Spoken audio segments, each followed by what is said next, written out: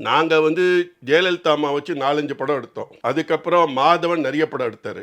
திரிலோக் சந்தர் எடுத்திருக்காரு, தேவர் எடுத்திருக்காரு, இவர் ராமண்ணா நிறைய படங்கள் எடுத்து வச்சிருக்காரு, ஸ்ரீதர் எடுத்திருக்காரு. திரையுலகத்தில் அத்தனை இயக்குனர்களும் ஜெயலலிதா அம்மா வச்சு ஒரு 5-6 படங்களாவது வச்சுருப்பாங்க. சத்யா மூவிஸ் ஆகட்டும், எல்லாருமே எல்லாருமே.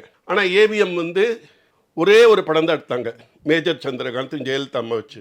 ஆனால் அந்த தாக்கம் எப்படி இருந்ததுன்னா, அவருக்கு அவங்க பழகின தாக்கம் எப்படி இருந்ததுன்னா, ஏவிஎம் சரவணன் ஷெரீஃப் ஆக்கினாங்க, மெட்ராஸ் ஷெரீஃப் ஆக்கினாங்க. நாங்கள் இவ்வளோ பேர் உட்காந்து எங்களெல்லாம் அவங்களுக்கு கண்ணுக்கு தெரியல.